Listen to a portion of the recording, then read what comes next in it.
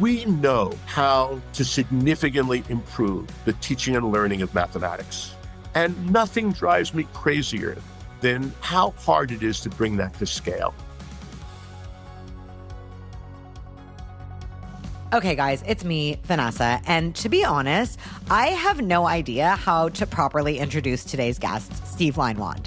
I really don't even know what happened in this interview. Like, all I know is he showed up like he always does, cutting through the bullshit and asking the tough questions like, why can't we reform math education when we know how to fix it? Why does some PD feel like a waste of time and money? And how can we make it more useful? And finally, and most unexpectedly, what is the point of my podcast and why did I ask him to be on it? All very fair questions, TBH.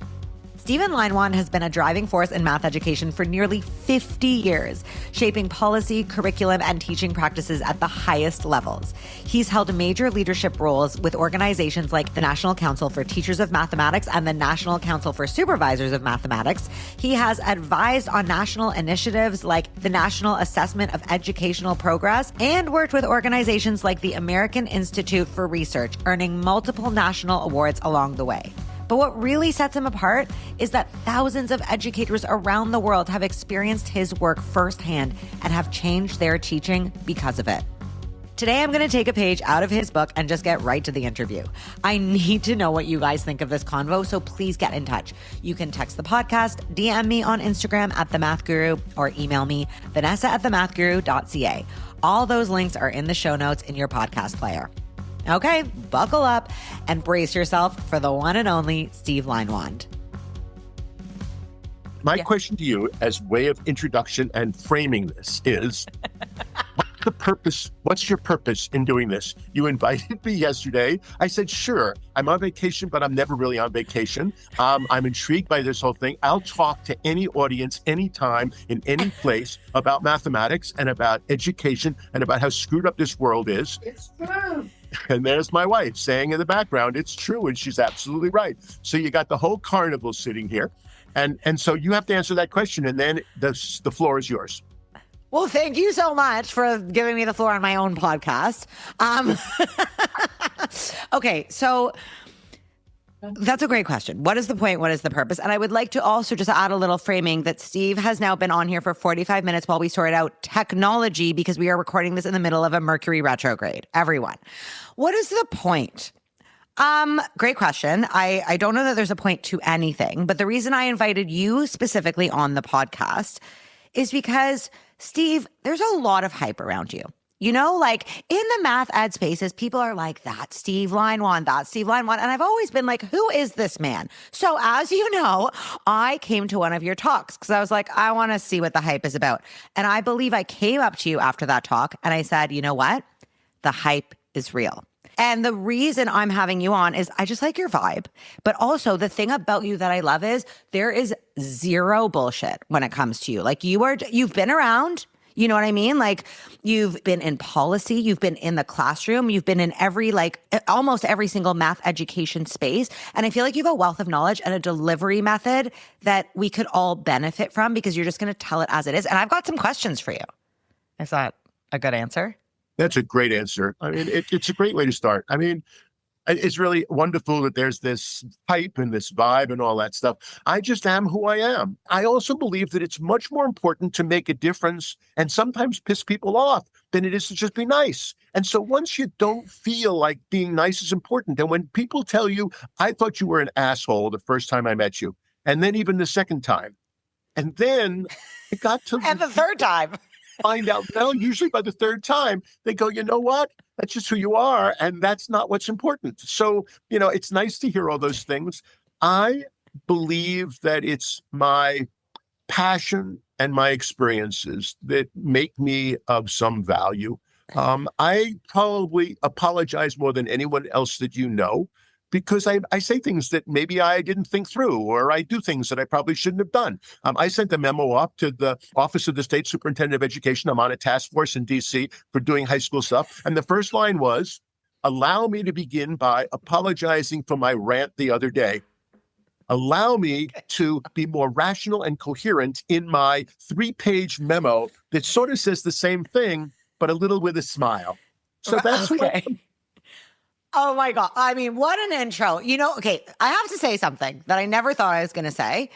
I think we might be more alike than I actually thought. What you just said really struck me about how you are the same person in every space you're in. I think we might be similar in that way. There is so much energy involved when you have to code switch. And to say, not everyone has the privilege of being the same person in every single space, of course. But you know what you're making me think of is you're making me think of math identity.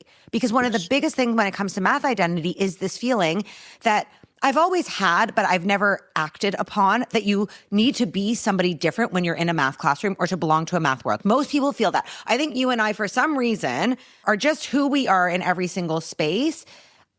I think that is I don't know. I'm going to have to think about that because when you said that, I was like, yeah, me too. And I've been criticized a lot for it. And it seems like you have too. But here we are. Well, first of all, do you agree that there is this feeling out there that you need to be a different person in a math space than you are in your quote unquote real life?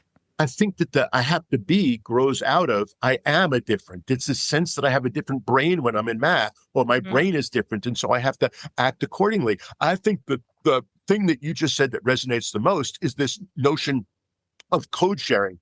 Code sharing is exhausting. It's being different people. It's why you can't find me ever lying. Okay. It's a terrible thing to have a marriage where you don't lie. I bite my tongue sometimes, but most often I just say it. I don't lie. I never have to think about what I said or what I didn't say. And that's why I have to apologize so much because, yeah, I did say that. That's right. And that was probably pretty stupid, but I just think that we know how to significantly improve the teaching and learning of mathematics in this country.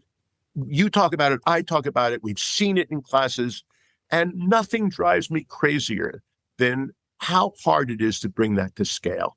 When you say we know, what is it? What do we know? We know that every single school and school district has to have a clear vision of the teaching and learning of mathematics. It has to be written. It's probably 2 pages. It not just says what we are doing, but it says we're doing this in order to achieve these ends, these goals. And therefore, we are not going to do. So in fact, a vision says that if you are talking for more than 5 minutes, you are probably practicing inappropriate behavior. If you are giving kids worksheets that have any more than 4 problems at a time before kids get feedback, if you are not giving kids to talk and turn and talk to each other and share those answers, if you're not doing a formative assessment to sort of do the hard lifting of, did the kids learn what I wanted them to learn? I mean, I'm in 100 classrooms or more every single year. And this year it's been down some. So I think I've only been in like 60 separate classrooms, kindergarten through 12th grade. I've seen four formative assessments. I mean, that's just not practice. And so, and then I blame principals who really, are afraid to make any kinds of changes. And then I blame the chairman of the Board of Education, whose only interest is protecting the privilege of her own kid. I mean, it's a sick system. And so I've seen so much of it. I'm so frustrated.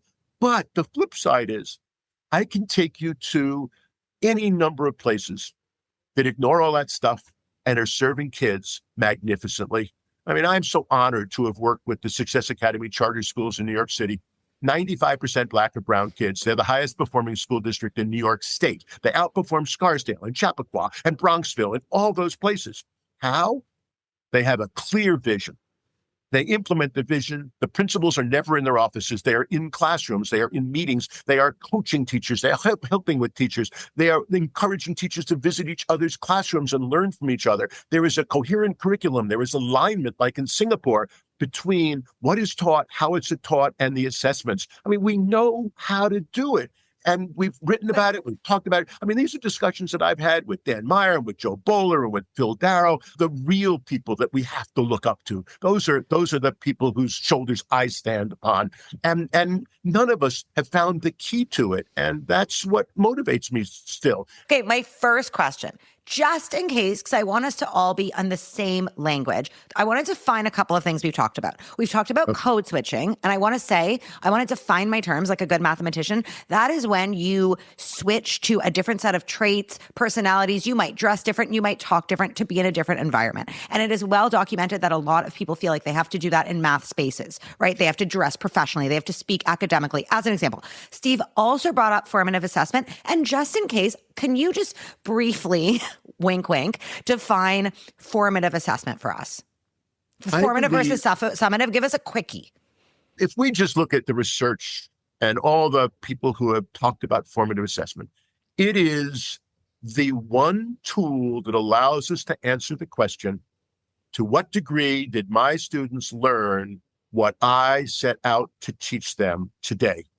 I believe that math has to be 60 minutes. I think that the 42 minutes and the 47 minutes is, again, totally destructive. I need an hour so that with 5 minutes to go in every class I ever teach, I smile and say, awesome, 5 minutes to go. Let's go. Pencils down, close your computer.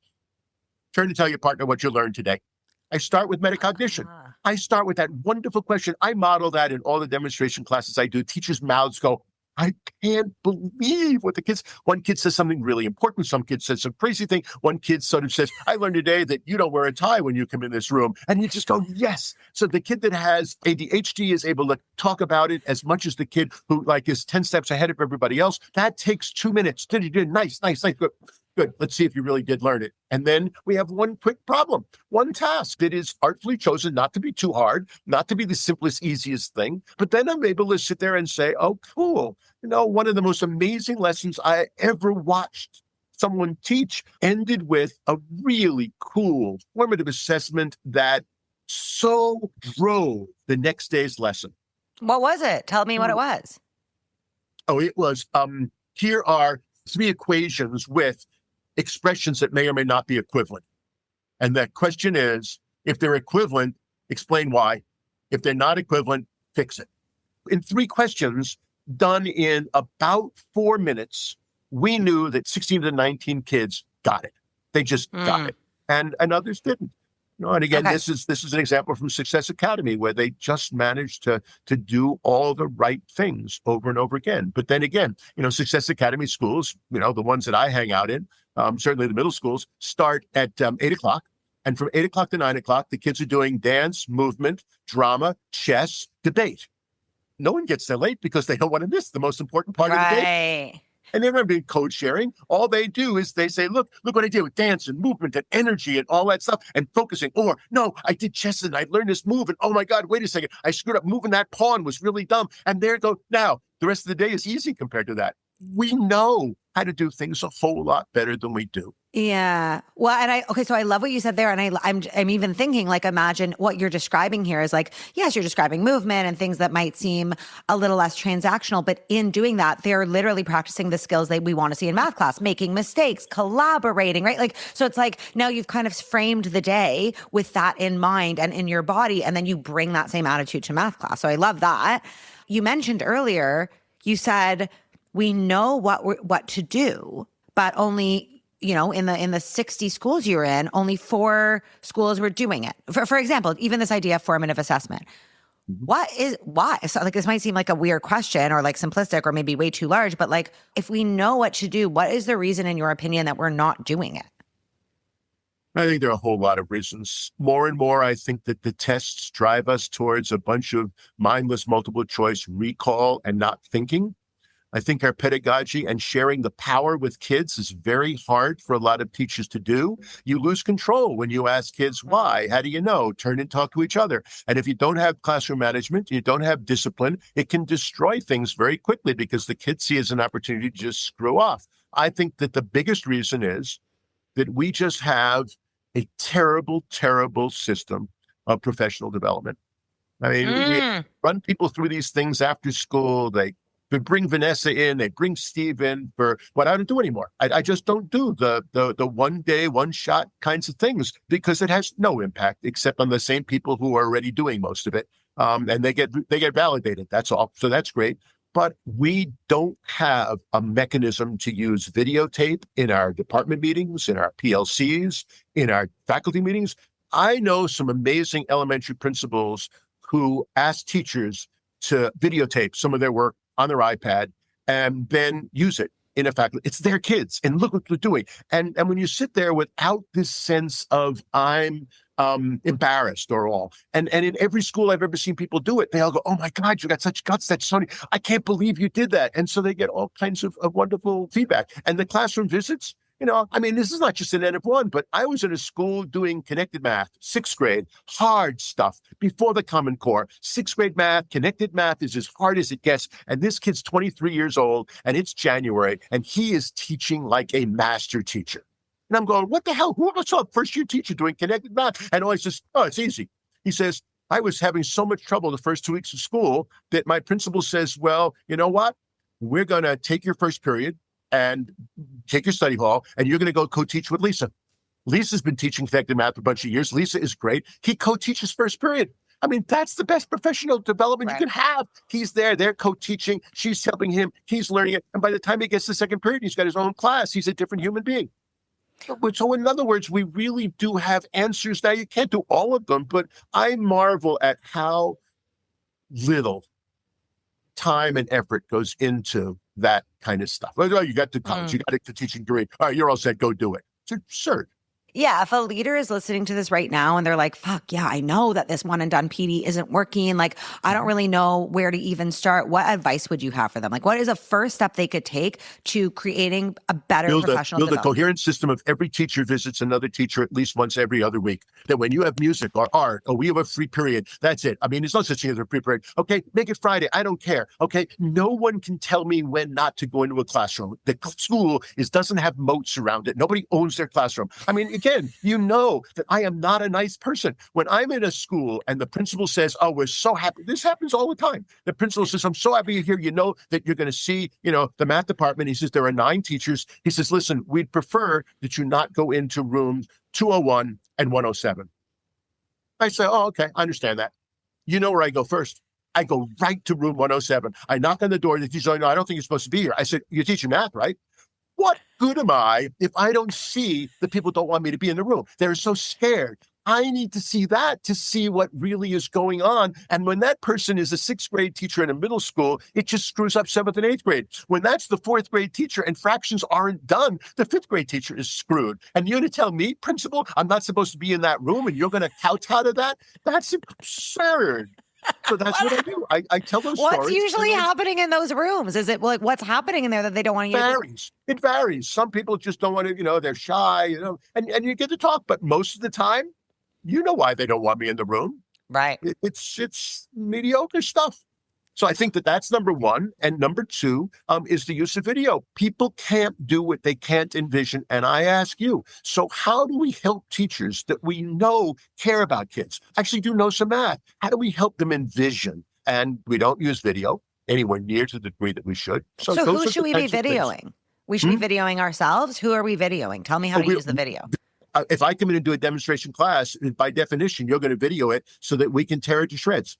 Okay. And this is actually advice we've always thought about our band. We're always like, we should be videoing our performances. Like hockey players, like sports, that's what they do. They video their performances. You want to talk about the NFL or the Major League Baseball. I mean, the use of video and the coaching. These guys are making $17 million a year and they have 4 coaches, including a life coach and a mental coach and a nutrition coach and a physical coach. I mean, and we sit there and go, oh yeah, well, we just teach, we're not making $17 million. We are the ones who need to be coached.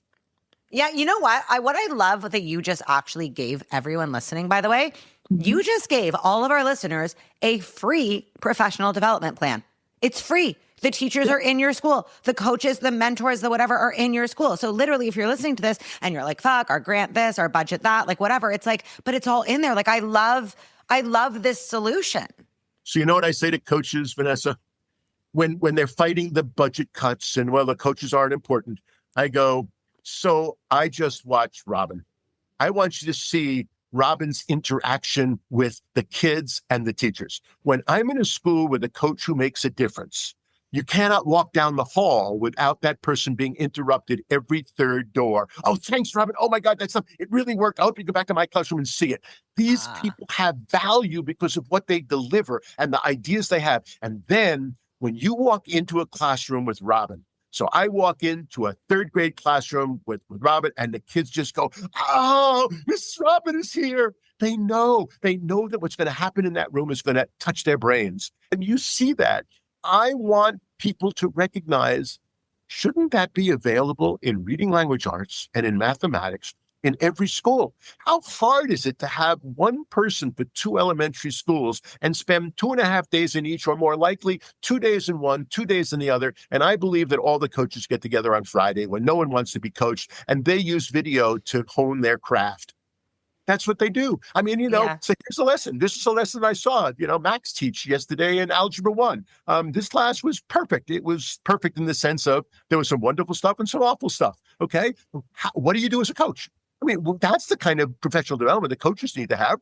And what's really neat, when you have been in thousands of math classrooms over the last 50 years, I just feel like I have a responsibility to sort of write about it, to talk about it, to sort of share some of that stuff. And I've learned to do it without anger. I've learned to do it with opportunities. Let me ask you this, because, we are on a podcast called Math Therapy, and my work, as you know, is around math trauma and anxiety. And you've said some very useful things, like the idea of formative assessment, the idea of coaching, the idea of mentorship. And what I'm wondering is, if you were to pick a move or something you've seen in classroom that has the ability to either exacerbate math anxiety or mitigate it, what would that be? I think that what I love most is turn and tell your partner. I think that there's just not enough of that. You turn and talk to your partner, then we switch partners, every other week or something like that. And then all I care about is what you said or what you heard. I take the pressure off, because it can be, you didn't have the idea, but your partner did, and now you have to articulate it. But I think that shuts us up, and it gives us some sense of what's going on. So I'm watching a class where the question on the board was, are they equivalent or not? 6 times 5, and then 4 plus 2, parentheses, times 5.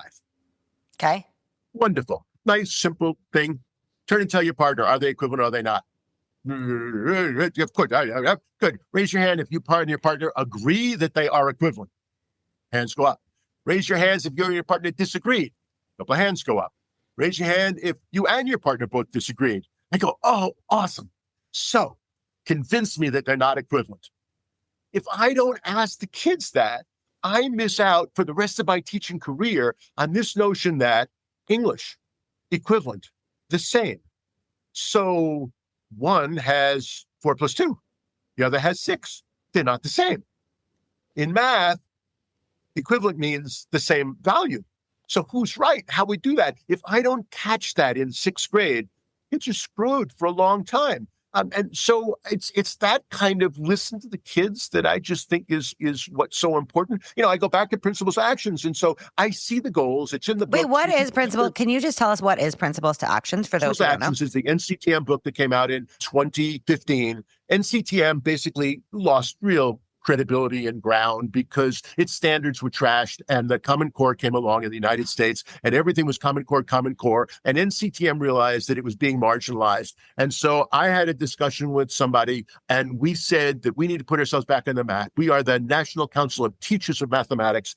And one of the highlights of my whole professional career was working with an amazing, amazing team of writers and planners and smart people. And we churned out Principles to Actions, which all these years later is still the go-to place. It's the most cited research piece or NCTM piece. It's sold more than anything else that NCTM has ever done, except the original standards, I think. What it says is all it takes for us to have high quality instruction is a clarity of your goals. Often not the case, but they're there, they're stolen. Tasks that promote reasoning and thinking. Sometimes not. I can't tell you how many classes I'm in that we've won those. I mean, people have got a sense of the goal. They steal with the materials. They've got reasonable tasks. The difference between effective and medium so effective is the questions we ask, the representations we use, and the discourse that we inspire. And so, you say... Wait, are these 5 different principles? Those are the first 5. Then there's also struggle, fluency, and evidence. But I leave those out for right now because, I can't worry about them if, in fact, there's nothing to measure because you didn't ask questions. You didn't engage. You didn't ask the questions. And it's like simply great tasks isn't enough. So, all these years later, that's still a guiding force. NCSM members, the coaches use that stuff all over the time. And then NCTM upgraded it into equitable teaching practices by adding some layers to it. But that stuff is just really exciting, and it's the stuff that makes me incredibly proud.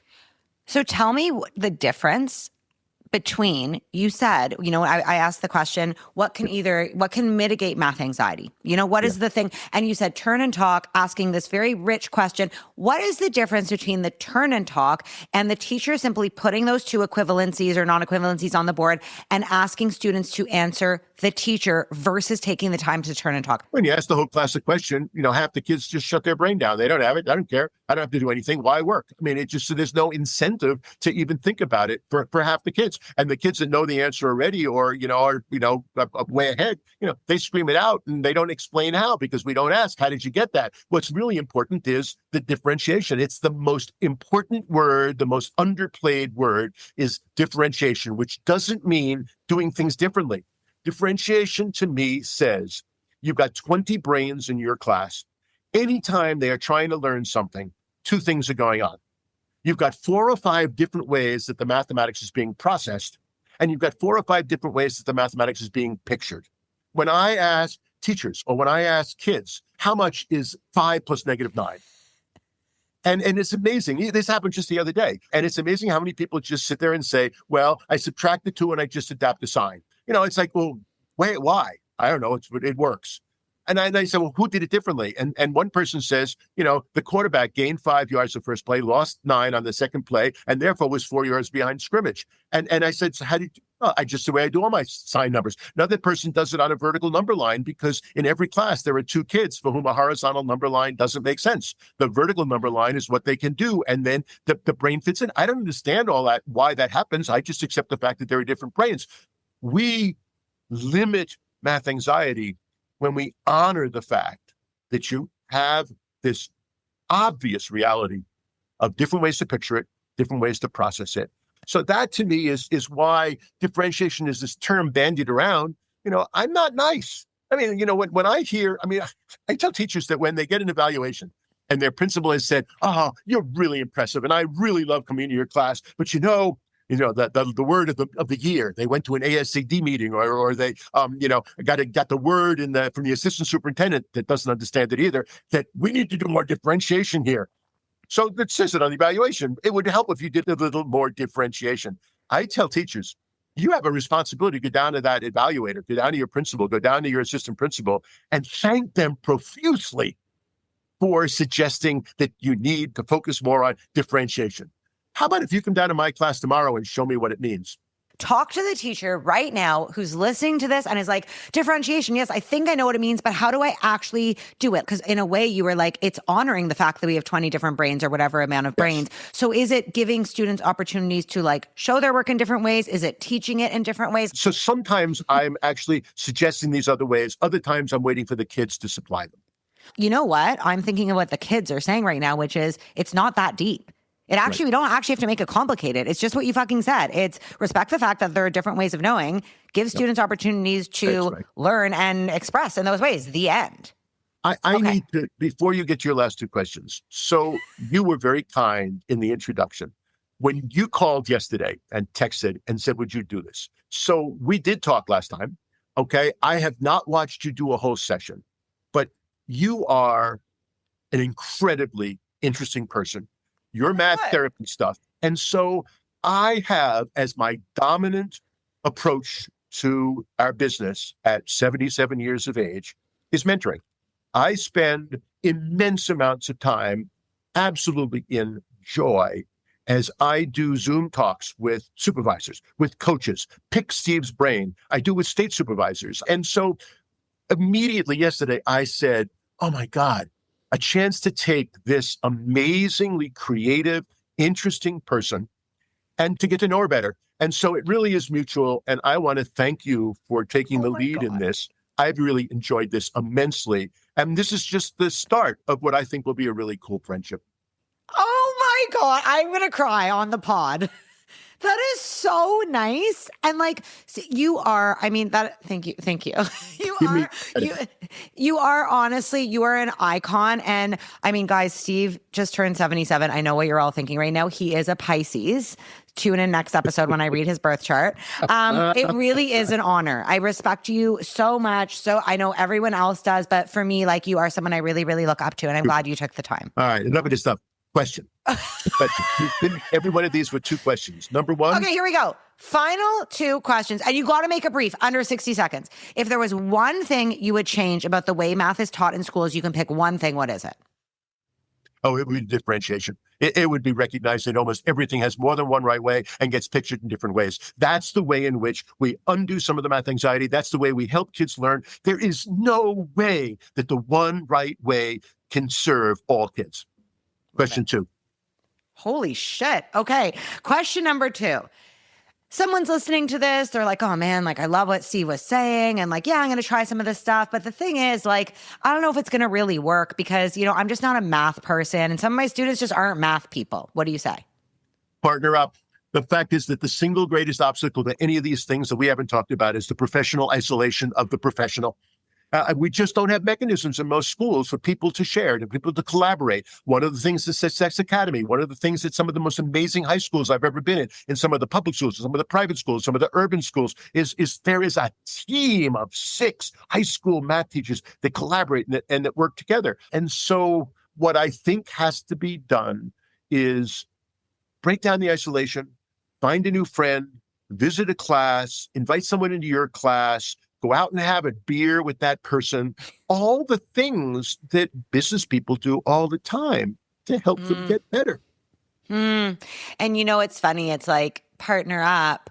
We want our students to do that, right? Like, we want to form these, like, you know, random groups or whatever. We want students to collaborate, and we often isolate ourselves, right? Like, we don't feel like so I think that's a really, really, really cool concept of the idea of not feeling like a quote unquote math person is often about isolation and these thoughts you're ruminating on.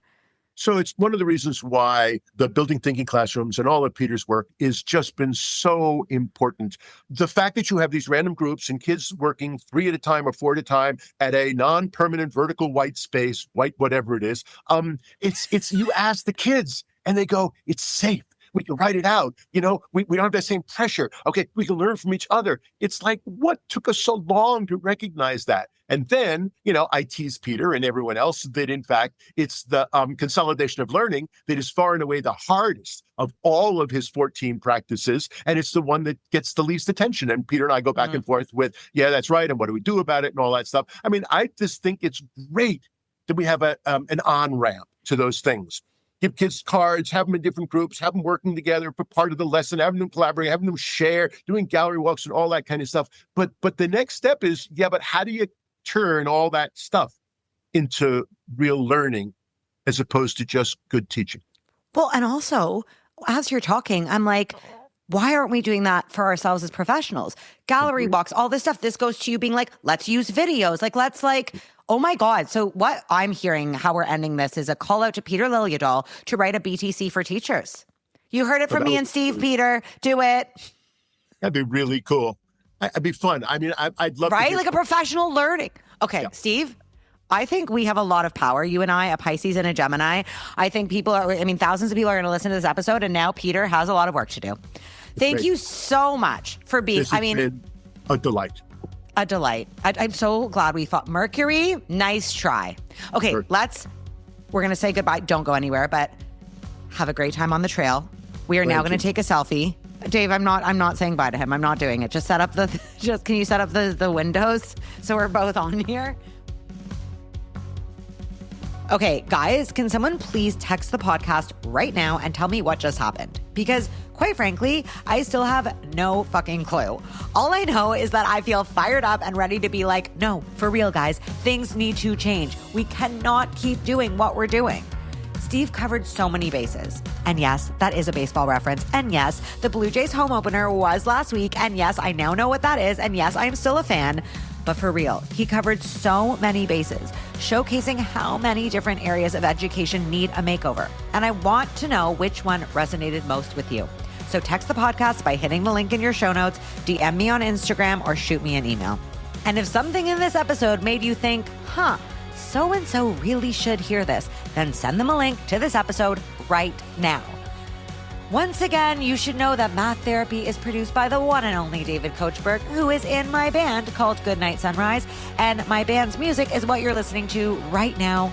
And me, I'm Vanessa Vicaria. I am your host, and I will see you guys next week. Same day, same channel, same unhinged chaos.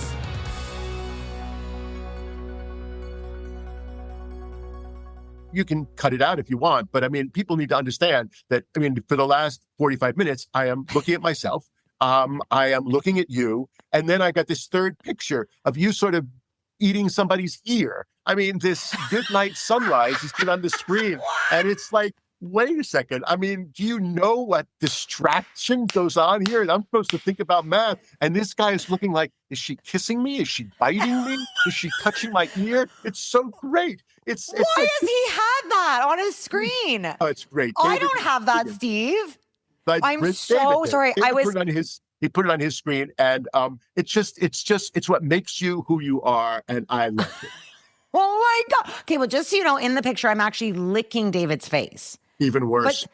But people have said it looks like I'm biting his ear. It was our album cover for our last album. You should check out our band. David, can you set this up?